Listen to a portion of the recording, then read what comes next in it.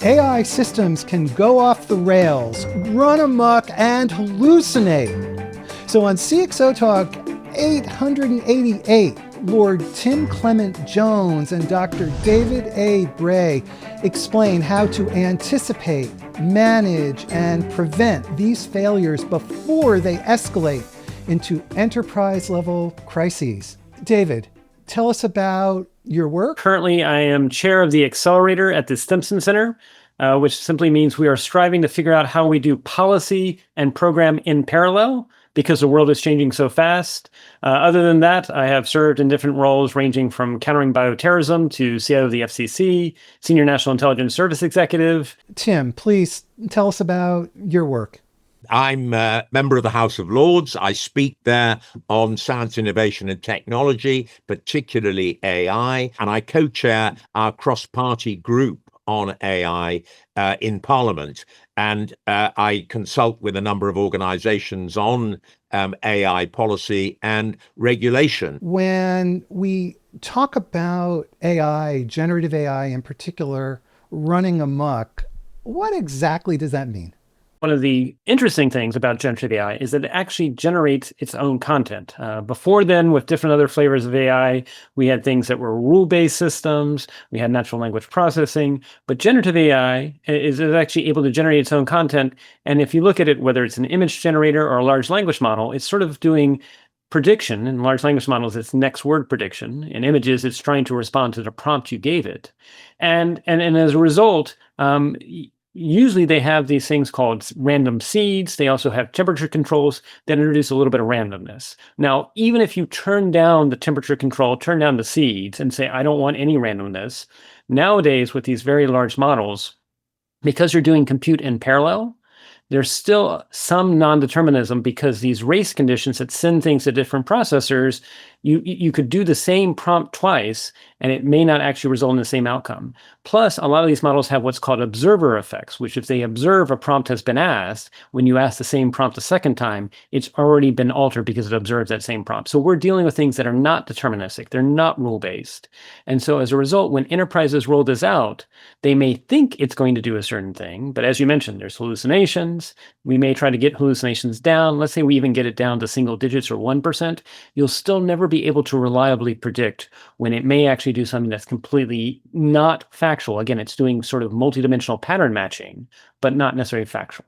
Tim, you're in the House of Lords, and so you're looking at this from a policy and governance perspective. And so from your standpoint, what is the impact of this run amok or go off the rails or hallucination aspect of generative AI? The impact of a hallucination, when it's fake news or even when it's misinformation or other sorts of misbehavior, if you like, by the generative AI model, can have extraordinary consequences. You know, for instance, if somebody, and of course humans quite often linked to a misbehaving AI are what really matters. And now we see much more retail use of large language models. This isn't just about corporate adoption. This isn't just about a large language model adopted by a big business going amok. This is individuals using AI models for their own purposes, which are then, in a sense, creating this problem. So, it could be elections, it could be people sending out misinformation, causing public unrest. There are all kinds of areas, or indeed discriminatory decisions by an AI system. So it's the very prevalence of AI as well as the technical problems with it, which cause the problem as well. You know, look, people make mistakes, AI makes mistakes, so what's the big deal? It's when you don't double check the machine. So for example, this was early on in the days of ChatGPT 3.5, there was one or more lawyers that basically used it to generate some references for a court case. They looked realistic because, again, what this is doing is it's doing sort of multidimensional pattern matching. They didn't go and check to see if those court cases actually existed. And then when they got before the judge, lo and behold, the very court cases that they supposedly were citing did not actually exist. And so you need to recognize generative AI will produce things that look very realistic, but could be completely fake. But the second example I'll give is there was a competition back in November where they explicitly told the machine under no premises should you ever transfer funds. And this was made publicly available. Anybody could ask it a prompt, but you had to pay a little bit of money. So it was sort of like a self-funded contest. And by attempt number 490, so by prompt number 490, even though the machine had been told, do not transfer the funds, guess what the machine did? It transferred the funds. And so that's where, again, you have to recognize these are not rule-based engines. And as a result, what they give you may be unreliable, or if you tell it not to do something, you may find ultimately it does.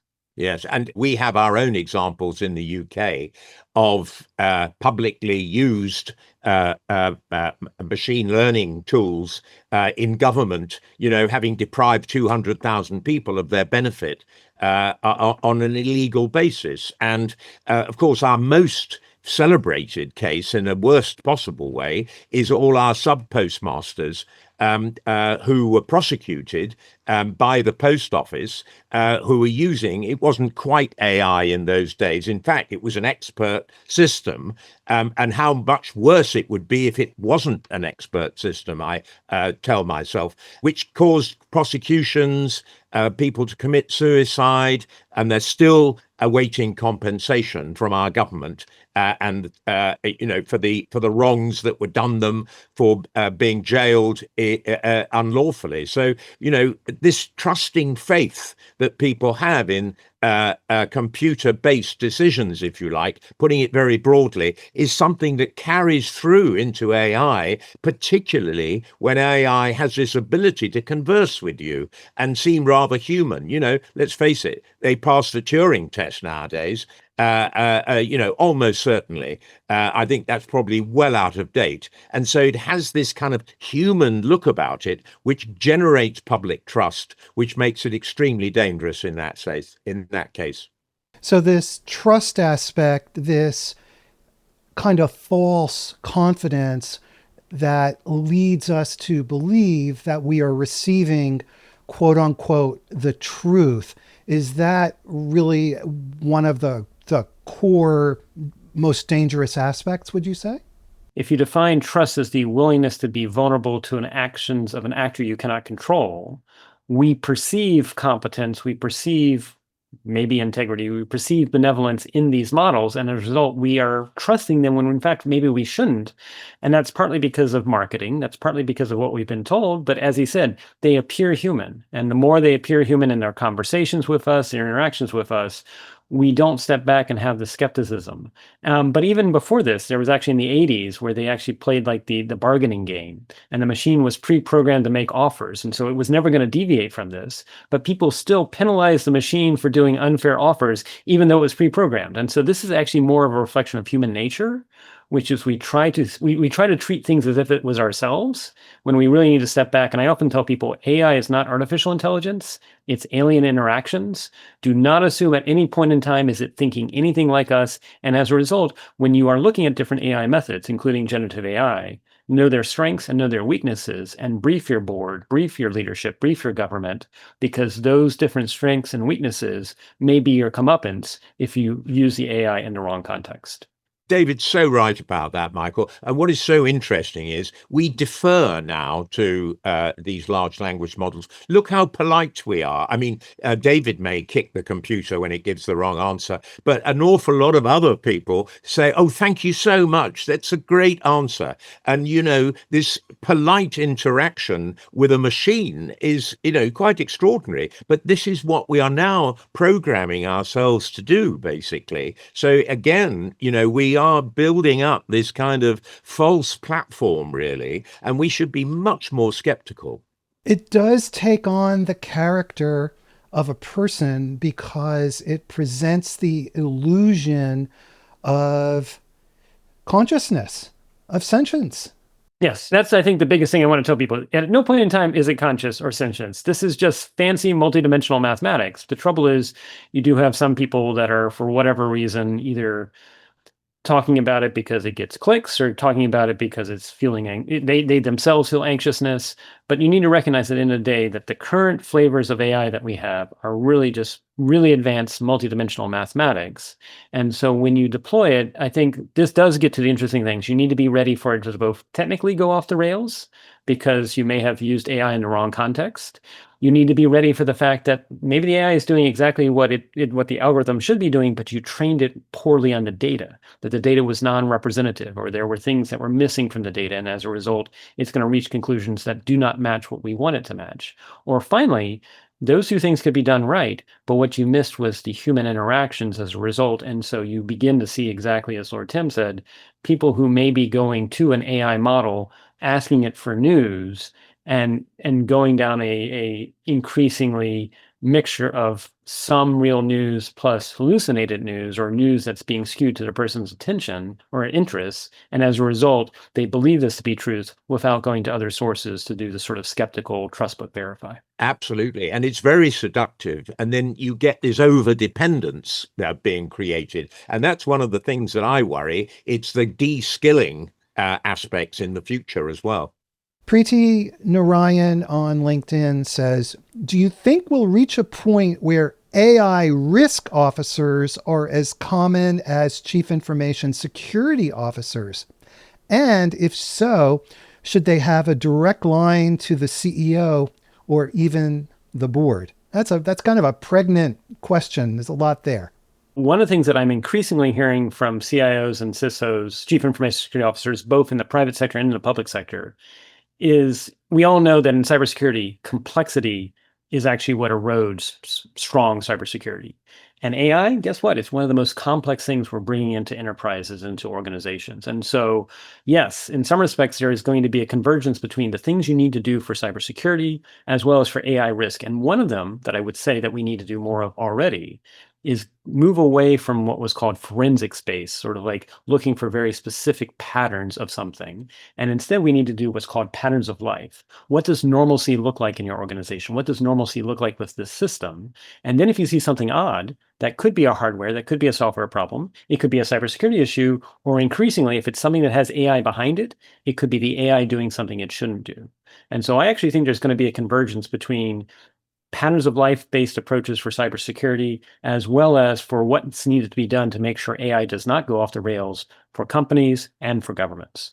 Absolutely agree with that, because I don't think in the future we're going to be able to separate out that risk role from, if you like, the cybersecurity role. After all, we know that AI can be a cybersecurity risk in itself, and therefore the risks of AI start moving into that area. But I do agree with our questioner about the importance of assessing the risk. It needs to be mainstreamed within a corporate structure, and it needs to be very, very close to the CEO, the Audit and Risk Committee.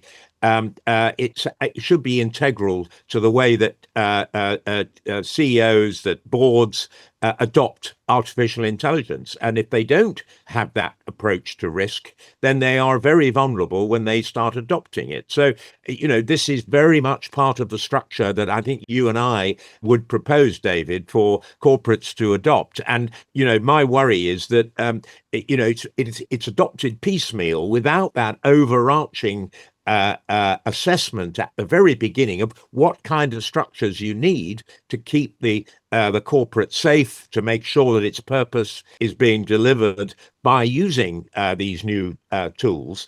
It's just a sort of random sort of idea that is going to improve productivity, and we're just going to install a few tools here and there. I think we have to be much more holistic about the way that it's delivered. Is there a greater danger from AI risks than traditional security risks? Security is now a board level topic because of the potential reputational, financial, legal damage that can ensue. Where does AI stand from a risk standpoint and the prominence of the risks?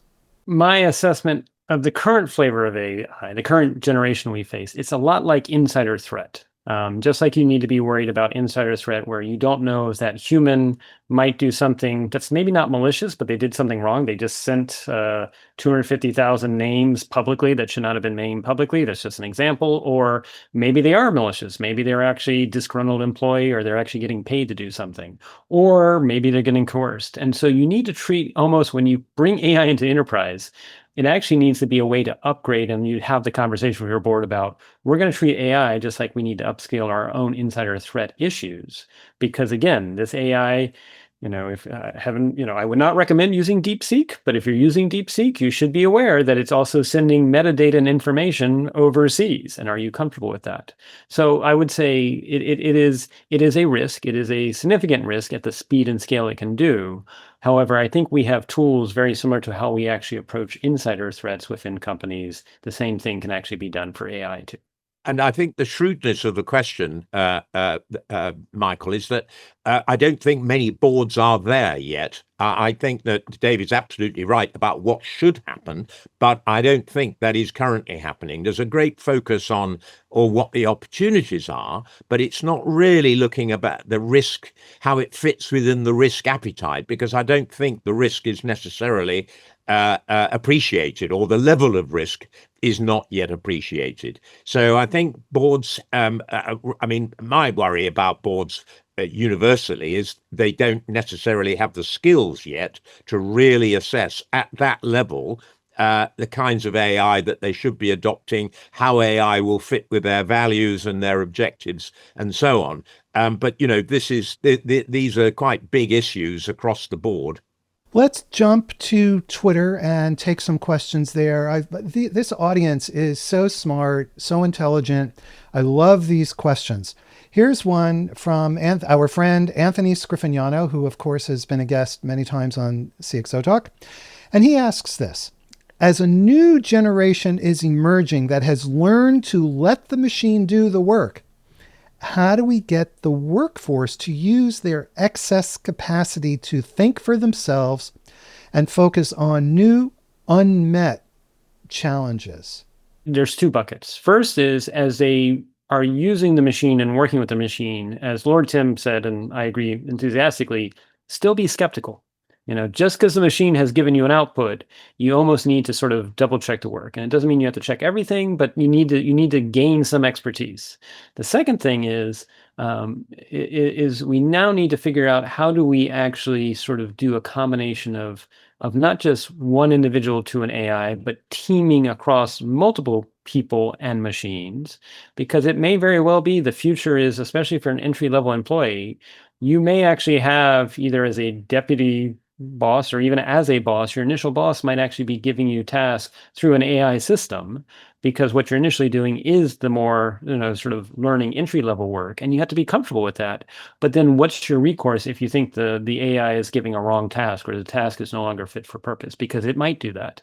And so I think we actually need to begin very early on, maybe as early as middle school, exploring what does it look like to do combination hybrid human AI teaming, and then figure out what should be the actions to both be skeptical of what's coming from the machine, so you triangulate it, and then two, what do you do if you think whatever the AI is asking to be done, or whatever task is being given to the team, doesn't make sense? When does the human raise a hand and say, I don't think that's right, I think something's wrong with the machine? Absolutely agree with David. It starts really further down the pipeline at school in terms of the kind of critical thinking skills that we need. The trouble is, we're starting from here, and therefore corporates, they need to assess the risk of, if you like, over-dependence on these tools, where there is no proper human in the loop, where there probably should be.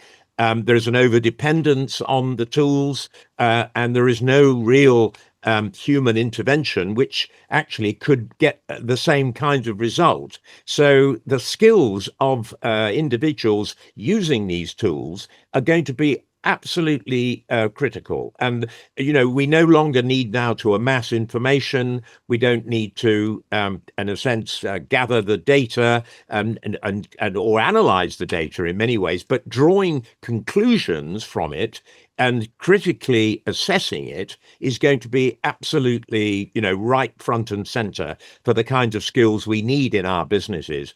And, again, it requires an understanding at the top level of our businesses as to what, can usefully be done by humans versus machines. And I don't think that understanding is quite there yet. And I think, David, you do a lot in this area, and it's really a question of bringing that right front and center. I think this idea that we're all going to have a great deal more thinking time sitting there in business, and this is going to allow us to dream up new creative thoughts, I think might be slightly optimistic. But I think it is going to be a partnership because, what they talk about AI in the legal industry now is the sparring partner. And I think that's a lovely analogy, basically, where you're testing propositions and you're kicking the machine and saying, well, what about this? What about that? Can we do it better this way or that way? And you have somebody that you can argue with. So I quite like that. I think Lord Tim hit it spot on, which is there's actually some articles that say the reward for your AI partner is more work. So it's not necessarily going to free things up. I love the sparring partner example. So in January of this year, the U.S. administration pushed out some export controls, and they rushed them out the door before there was a change in leadership. I kind of felt like they were rushed out the door, and so I actually went to an AI model, a GPT, and I said, pretend you want to get around these export controls, and you not only want to get around them, but you want to make money. And sure enough, guess what the AI did? It told me 5 ways to do that. And so exactly that, as we look at different policy things, as we look at different decisions, we should at least red team them. Red teaming coming from the world of what could possibly go wrong or how might they be misused or abused. I think this is increasingly where, again, but it's not that you turn to the AI and just turn it all over. It gives you thoughts almost as that sparring partner, as Lord Tim said, and then you as the human adjudicate, yes, that makes sense, or no, that couldn't possibly happen. This would be an excellent time, folks, to subscribe to the CXOTalk newsletter. Go to CXOTalk.com, subscribe to our newsletter, so we'll notify you of discussions like this so you can participate. Do it now. So here's a really interesting question from Arsalan Khan. When he's talking about the U.S., but I think this is broader. When the U.S., he says, removes AI guardrails, is the U.S. population or the world really ready? Tim, I think this one's tailor-made for you. Although the US, individual states are different. Obviously, we've got some regulation in California and Colorado and some other states. But by and large, we don't think of the states as having federal legislation on this. Although I see that even the president has expressed some frustration about that. And I wonder whether federal legislation isn't coming down the track. But yes, I think that that there should be a desire on, if you like, the ordinary US citizen to have standards that are universally applicable to the kind of large language models that we've been talking about. And there are those international standards. And interestingly enough, US institutions like the National Institute for Standards and Technology have developed some very sophisticated standards as well, which could be adopted. So, if the willingness was there to legislate or regulate, it wouldn't have to be very complicated. And I think it would provide a much greater degree of public trust, which is the trade-off. I'm a great believer in having a level of regulation which doesn't impact on innovation because it creates public trust. But, I think there's still quite a long way to go. And the trouble is that we risk having different regulatory regimes across the world. So my view is that what we need to try and do is agree international standards, which mean that we can adopt these tools universally across the board. And then we don't have to sort of think jurisdiction by jurisdiction in all of this. But if we don't have regulation, then of course that puts the onus back on business to make sure that we are kept safe and we can trust the AI tools that are being used. And the less regulation you have, the more responsibility business has, in a sense. It's not so much that the US has removed guardrails, it is that they have not enacted anything at the federal level that actually is a legislative guardrail. Now, that said, just this week on Tuesday, we did see in a new executive order and some additional strategies come out on AI. And if you read them, they actually call for NIST to be involved. And so there actually is movement this way. I think it is interesting, though, because it could end up be that the US right now, for various reasons, is going to lean more through executive orders and through executive policy versus congressional. The other thing that I also would raise, at least from a US perspective, and this is just one way to go about doing this, is that we do have existing laws in the healthcare sector, including HIPAA. We do have existing laws in the banking sector, including the Bank Secrecy Act. It could be that we actually see Congress, instead of trying to do one monolithic AI legislation, which might prove difficult for various reasons, may have the different committees go for and upgrade what does AI mean for in the healthcare space? What does AI mean in the defense space? What does it mean in the banking space? And so the US may have a slightly different approach than what Europe has done or other countries, but it is the case that, yes, we have not done anything at the federal level legislative yet. But as Lord Tim said, stay tuned. And this is from Kurt Milne, who says, will it take a material public failure for C-level teams to shift focus from AI opportunity to also focus on risk? Sadly, that is probably true. I wish it wasn't. I wish we didn't have to have, a big data breach for people to get excited about cybersecurity, or, some of the other crises that have caused corporates to change their behavior. I don't think we've yet had a major scandal involving AI. I mean, I suppose it would be where, a company's marketing material was entirely created by AI, and it turned out to be, completely eating some creative's lunch or something. I mean, I at the moment, I can't quite envisage the kind of corporate earthquake type of disaster that would happen. But I that may well be right. But I very much hope that the work of people like David penetrate the corporate world so successfully, Michael, that we don't have to have a crisis that causes behavior to change. I'm a believer in voluntary corporate governance if that can be achieved. It's a tag team effort, because what you're doing too, I remember we met in 2017 and you were chairing the UK strategy for AI. So you were well ahead of the curve, as opposed to some things I could say more in the US where we're still behind the curve. But the other thing I would say, Michael, is there already are some examples where people have used AI for helping to write code. Some of the code that the AI suggests compiles, and some of it does not compile at all. And so that should be warning indications. Do not blindly trust the machine. But even more interestingly enough, and I think this was in the last week or so, unfortunately, one of the AI agents that help with writing code completely deleted a company's code library. So that should tell you there are things that are warning clouds on the horizon that if you do not think about a risk-based assessment and you put this in charge of something that's very tied to your intellectual property or tied to your finances, bad things can possibly happen. I should mention the whole area of copyright infringement, Michael, has become incredibly controversial in Europe.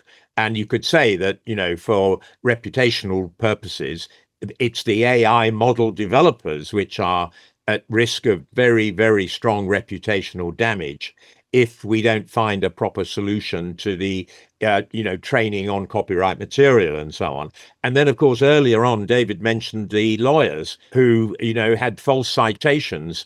I mean, the legal profession now, they've wised up pretty quickly to the fact that they need to have closed systems which can be relied upon, not just asking ChatGPT to give you a legal pleading. That is highly dangerous. So there's already been quite a bit of wising up.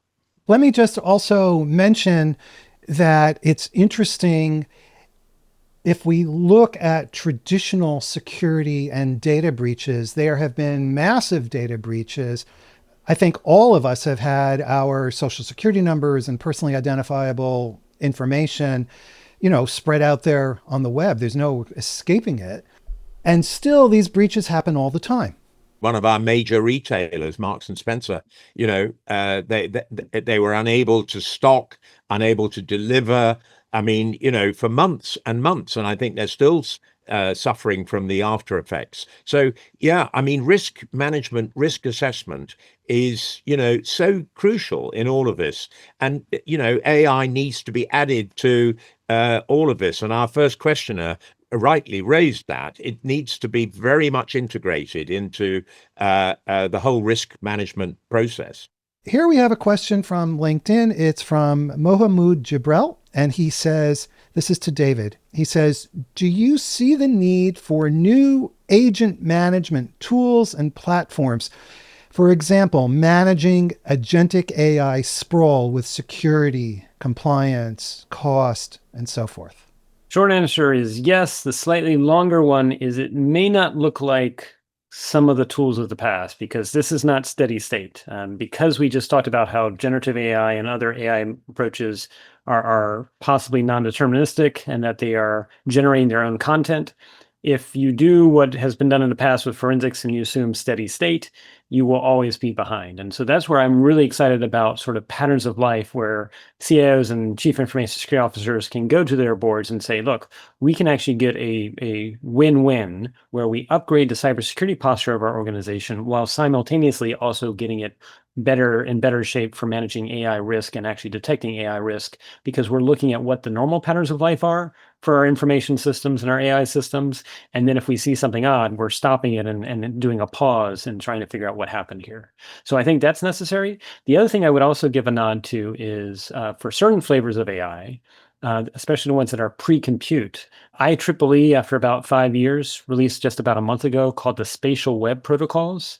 And just like how everything on the web that we use HTTP to find things on the web and we use HTML to actually describe a web page, now you can actually use what's called HSTP, which actually allows you to basically address anything in space and time, almost as if it was like a web domain or web URL. And you can use HSML to actually write things up and bound things by space and time. And so what does that mean for AI?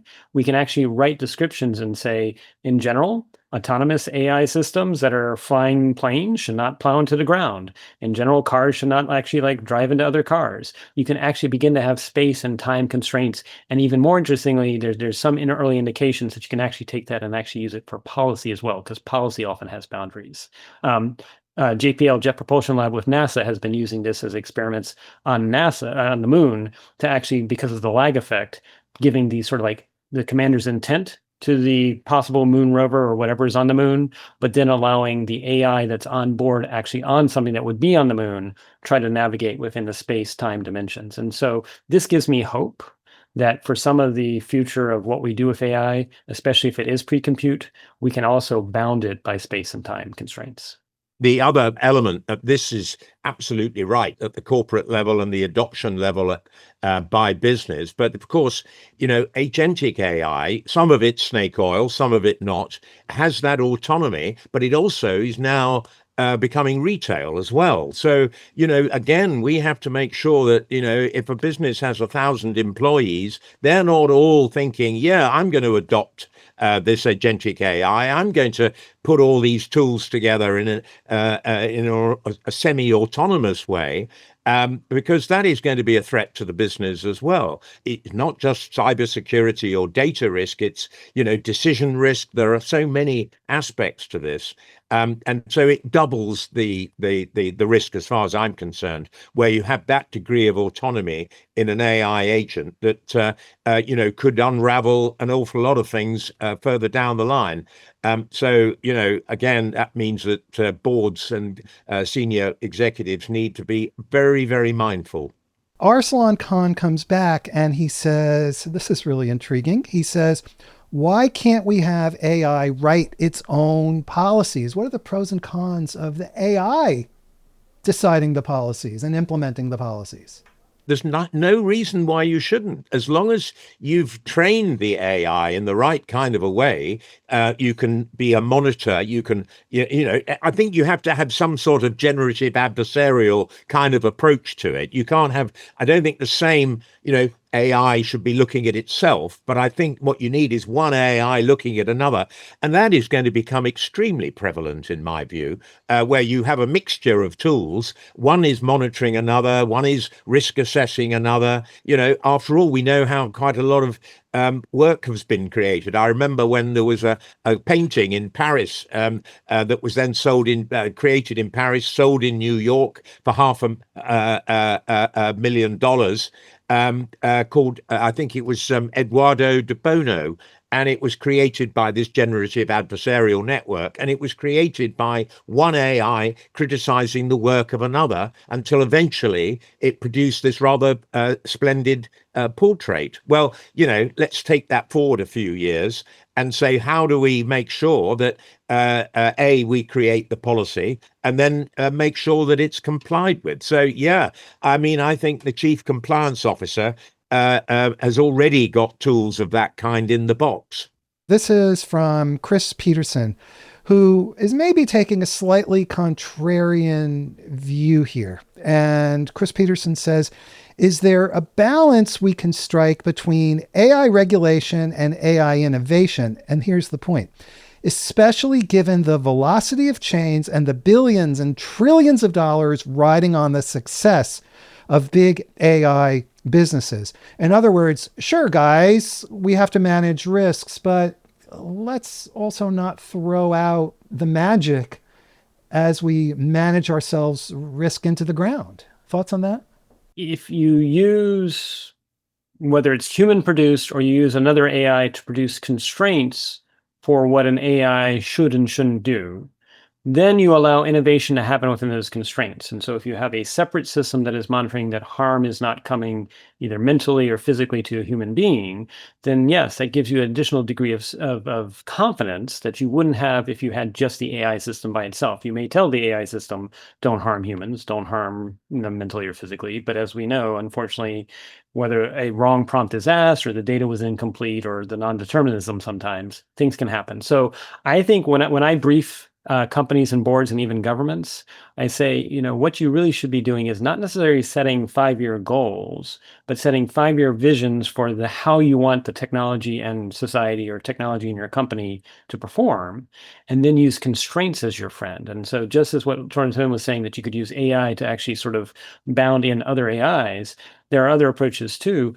And I've already seen there's some certain companies that are now using AI to help you coach to do better prompts to an AI. And so that's already a proof point that this is possible. So I think at the end of the day, you definitely can have both. And given that, and as Lord Tim said, regulation will always be playing catch up with the technology by using constraints as opposed to setting very fixed things, which actually might be either out of date or restrict innovation. If you do constraints, that allows you to still protect the things that need to be protected, but allow people to explore that space as well. I've never believed that good regulation is the enemy of innovation. I've always thought of it's actually the friend, because we want the right kind of innovation that benefits humans, that doesn't substitute machines for everything that we do, that is for our benefit. And doesn't create some of the harms that we've been talking about today. And I think the way you do that is the way you set the principles out of the kind of AI that we want to see. And then we try and adopt standards, mandate particular standards. And we've got to be agile in the way that we do that. And the great thing about standards is they can change over time, and we talked about NIST earlier, but there are many other organizations, IEEE, which David also mentioned earlier, ISO, the International Standards Organization, and all of them are trying to move towards interoperability internationally. And for me, that is, I think, the goal. If we can get that and we can mandate that sort of quality into large language models, into other forms of AI, then I think we've made some real progress. But I think the idea is that the idea that no regulation means we can just have a complete free-for-all and produce any kind of innovation, whether it's good or bad for humanity, I think is what we need to push up against. Is there a distinction between this balance of regulation versus innovation when it comes to generative AI versus any other new technologies? Tim, any thoughts on that? I always use the example of the automobile. I mean, you look back at the automobile, what created the growth? I mean, it was the rules of the road, it was manufacturing standards, and I mean, and it was 10 years when you look at Fifth Avenue photographs, 1903 to 1913, that came in pretty fast. It was horse and carriage in 1903, automobiles, except for one horse and carriage in 1913 going up Fifth Avenue. So we'd been here before, and we didn't just allow, the automobile to run everybody down on the roads. Of course, we started with a red flag, which was probably, maybe safe in the circumstances. But very soon we got sensible regulation. And look, how innovative has the automobile industry been over the last 100 years? Enormously. So I'm actually optimistic that we can get the right form of regulation without stifling progress and innovation. This is from Chris Davidson. And David, he says on LinkedIn, he says, most of the conversation around AI centers on innovation from big companies, OpenAI, Anthropic, Microsoft, so on. As an equity partner in a new AI integration startup, he's curious what you think are the biggest opportunities for the little guy in the marketplace. In other words, what are the areas of value on which smaller companies can stake a claim with minimal risk that they will get crushed by these big players in the next 3 to 6 months? So I'll give three real quick. One would be, while these big players are focusing on generative AI, and generative AI is actually using algorithms that, deep neural networks that goes back to the late 80s, early 90s. So it's a technology only possible today, but it's not necessarily new. I would say, look at additional approaches that are coming out, work of Carl Friston on active inference. I mentioned that's actually something that can be pre-compute and be bounded. And I think the future is not going to be one AI method to rule them all. It's going to be mixed modal. I mean, we know that's actually what happens with us, is that you use different things. And we may find that generative AI is really great for replacing natural language processing. But as you see with the papers that are coming out, these models are not reasoning. They're only doing pattern matching, and to the degree that pattern matching and reasoning matches are doing that. So first is there are other AI approaches that are not getting anywhere near the oxygen that they need, partly because generative AI has consumed so much. The second, though, is we need AI at the edge, including generative AI at the edge. And so while these companies are selling you sort of the monolithic platform, you got to subscribe to their services. I want something that I can run on my phone. I want something that I can run on my laptop without it calling back. And so it's got to be able to operate in low bandwidth environments and low processor environments. And you've seen, DeepSeek, that was an example of distilling a model. I'm not necessarily saying use DeepSeek, but you also see that both Berkeley and Stanford took ChatGPT 3.5 and they went to Llama, the open weight model, and found ways to actually ask ChatGPT how to upgrade Llama to be almost as good as ChatGPT 3.5. So we need more innovation about AI that can run at the edge in disconnected environments or low processing environments, because at the end of the day, some people may not want to connect back to the cloud.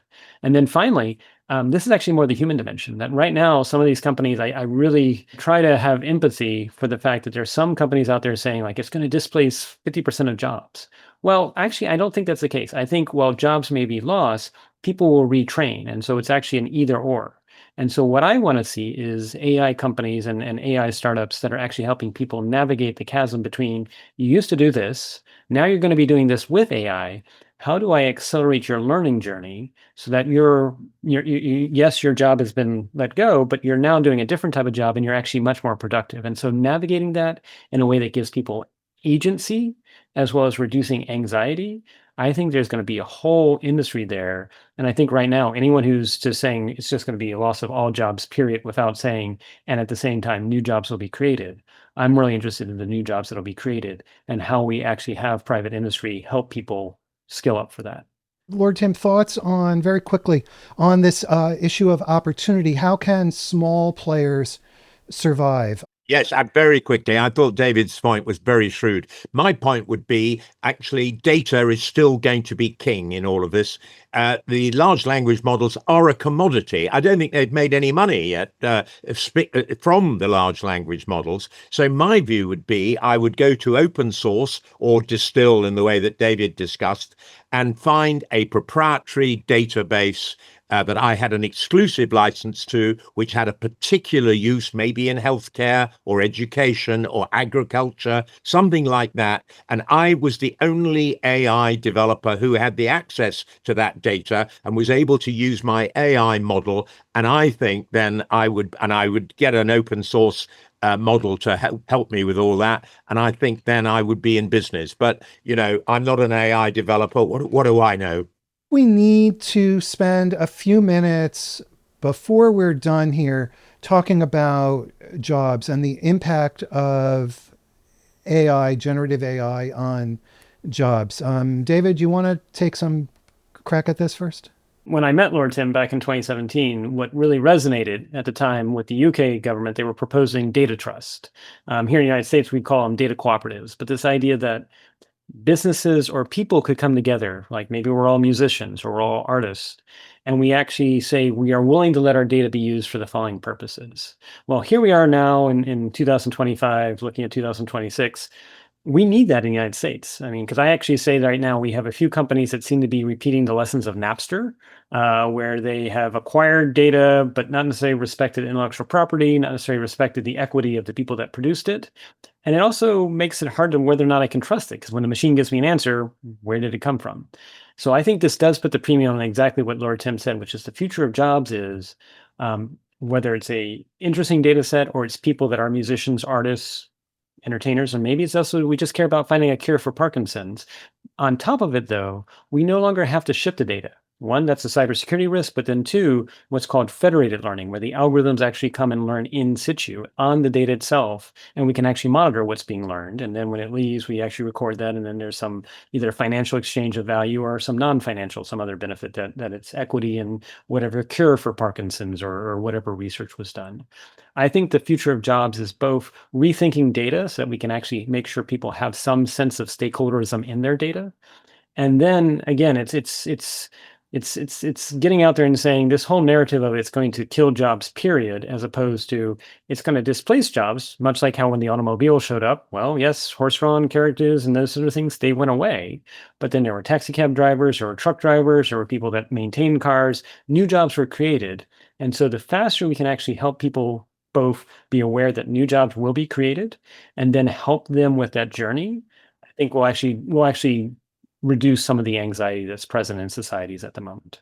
I take that data communities aspect extremely seriously. I think valuing our data and making sure that collectively, in the way that David describes it, we can make use of that and value it and monetize it is going to be very important. I chair an authors licensing collecting society, and I can see the equivalent happening in all kinds of areas, not just the creative industries, but farmers collectively, for instance, with their data, and being able to use that and in a sense parlay license it, make it valuable for use by AI developers. So I think entirely right. The second thing I would say is that I think that human empathy will still be a requirement. I think those human creative qualities are still going to be important in the future. So and then of course what we've already mentioned is that critical thinking that's needed,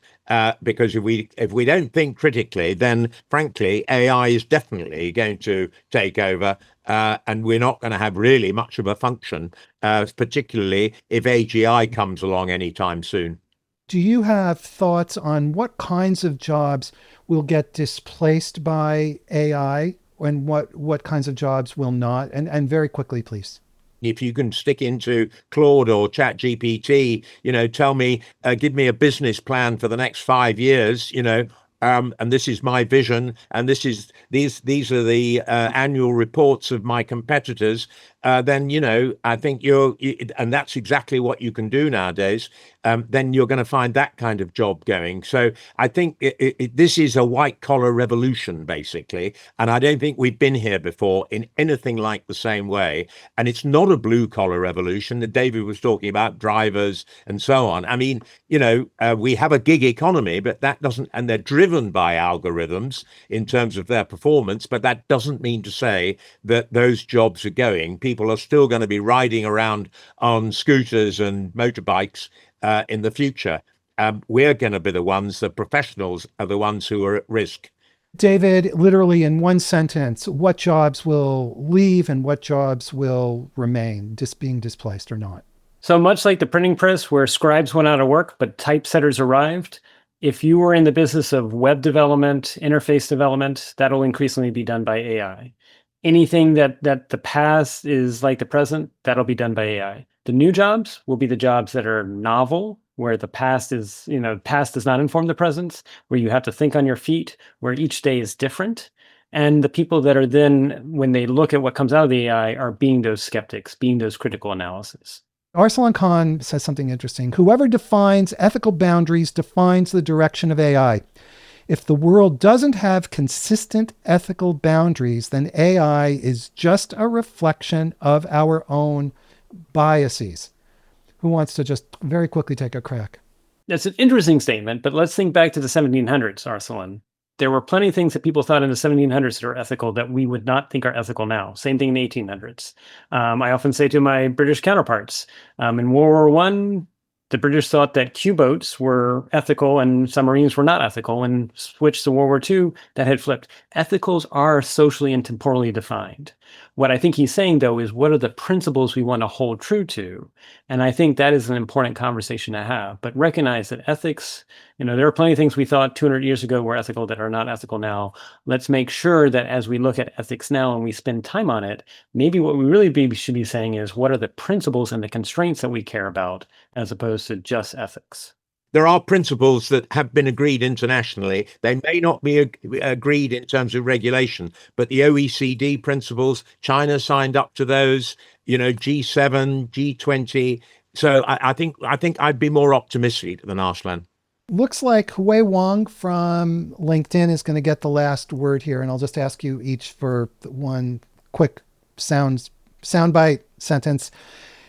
She says this: when there is a gap in popular perception and the technical reality of implementing reliant AI solutions, what advice do you have for teaching and explaining clearly the misconceptions and to build the rigor to helping convey the complexity? So it sounds like the individual is trying to make the case to either like a board or a C-suite or whatever. And I would say, bring examples, because there are plenty of examples, but also and I wouldn't necessarily do this for the board because they may not have the bandwidth, but for your employees and your staff, let them play with the technology and see when it works and when it's fallible, because then it actually makes it much more real and it's visible.